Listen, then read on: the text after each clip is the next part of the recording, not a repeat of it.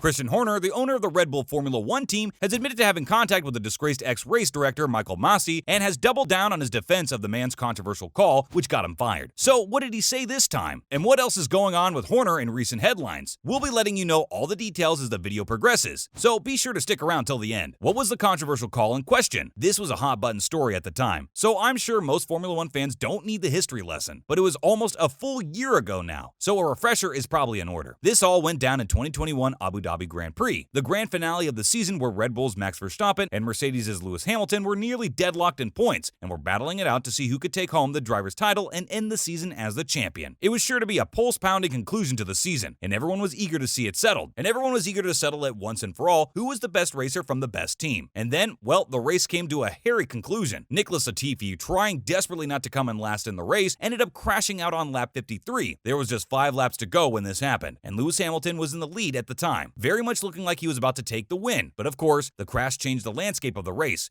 as it forced the use of a safety car. That meant that everything was slowed down quite a bit as the other cars had to follow behind it. In a typical procedure, the laps would still count for this. However, Michael Masi, the race director for the day, ended up making himself infamous by making the call to allow lap cars to unlap themselves. That meant the time behind the safety car did not count, resettling the board and giving Verstappen a chance to take a pit stop and refresh his tires. This allowed him to catch up and claim the lead in the final lap and take the win, as well as his first Formula One title. It's fair to say that this had a massive impact on the Formula One world, as Verstappen is dominating now, and the ramifications of the finale of 2021 are still being felt now. Michael Masi, rightfully or not, fell under a ton of fire for this and ended up losing his job over the controversy. Naturally, the Red Bull folks have different feelings about this turn of events than the others. Red Bull team principal Christian Horner has, on many occasions, defended Masi's call and spoken up against the way he was treated in the aftermath of the race. So what did he have to say this time? Horner appeared on the Beyond the Grid podcast and was asked if he had spoken to Masi since the infamous race in Abu Dhabi. He responded by admitting that, yes, they had been in contact on a couple of occasions. He spoke his piece and explained, quote, "I felt that it wasn't fair, the way that he had been treated, because I think that he'd done the best that he could, following the principles," end quote. He explained that, in his view, the only thing the officials screwed up on was not allowing the final 2 cars at the back of the field to unlap themselves. Indeed, that does sound a little unfair to them, but obviously that kind of thing isn't going to make the same headlines, given that they were the furthest away from winning. He then referenced the recent Italian Grand Prix, which was allowed to conclude behind a safety car, and actually argued that it just went to show that Masi made the right call. In his view, nobody wants to see a race diluted and finished under a safety car. He commended Masi for doing everything he could to get the race in Abu Dhabi going again, and expressed that it would have been a horrendous finish to see it just get diluted and peter out under a safety car. Horner then mentioned the fervent reaction after the race and stated that there was a huge amount of abuse sent Masi's way, including death threats to his family, something that no individual deserves to go through. And indeed, we do have to agree there. No matter what the right call was or how angry one might be over the result of that race, it would never justify a reaction like that. Horner would go on to say, quote, "I think that Michael, in difficult circumstances, did the very best he could throughout the year," end quote. He wasn't done yet, indeed proving to have quite a lot to say about this matter. He stated that Masi had very little support in the race control tower and was left very much on his own on that day. He explained that when you follow the process of how race directors are looking at how the cars are running, it's right back to pens and paper without the support system. They don't have the backup that all the teams have with their operations rooms and software. He described the director's process as still being very rudimentary. What else is Christian Horner in the news for? In the days leading up to the Singapore Grand Prix in early October, news broke that 2 F1 teams may have breached the $145 million spending limit imposed for last year. Singapore Mercedes boss Toto Wolff commented on the situation and claimed that one team was massively over the 2021 budget cap. He didn't quite name Red Bull flat out, but that was very much the heavy suggestion at the time, as he stated that one team had a minor breach. The other was a much more significant one. He even went so far as to say that this was already known and an open secret in the paddock. Ferrari team director Lauren Mekies echoed the sentiments, stating, quote, "It's now no secret that 2 teams broke the 2021 budget cap regulations, one by a significant amount, the other less so," end quote. This created yet another layer of controversy that shrouded the 2021 Formula One season, and the Red Bull team in particular amidst their massive win, and even now amidst their ongoing dominance in 2022. A major headache for the FIA, to be sure. And you'd best believe Christian Horner was quick to respond to the news. He expressed confidence in his side's submissions and said that the allegations were bang out of order, saying they were taken aback by the comments coming out of the 2 rival camps. He explained that the submission between teams and the FIA are meant to be strictly confidential, and as such has no earthly idea where they would get their facts from, since he certainly doesn't know the results of their submissions. He said in response, quote, "I would be intrigued to know where their source of information for these fictitious claims have come from. They are hugely defamatory, and we take umbrage to them," end quote. He also, of course, noted that he had no awareness of any breach. Horner demanded a complete withdrawal of the statements, and even went so far as to say they'd be looking into their options if they didn't comply, suggesting that they might be taking them to court for defamation over this. That's about as strong as a rebuttal against any accusation as you can get. So that then begs the question, were the rival teams corrected in their assumption? So did they actually break the budget cap? Well, yes, actually. It turns out that the Red Bull team is evidently part of the minor infraction that the teams were discussing, at least according to the reports from the Daily Mail. They state that there was indeed a budget cap breach on the part of Red Bull, but it was only a minor infraction. And as such, if this turns out to be the truth, they will escape any real consequences or ramifications for this. Per the rumor, Red Bull was merely guilty of going over the budget by a paltry 1 million euros.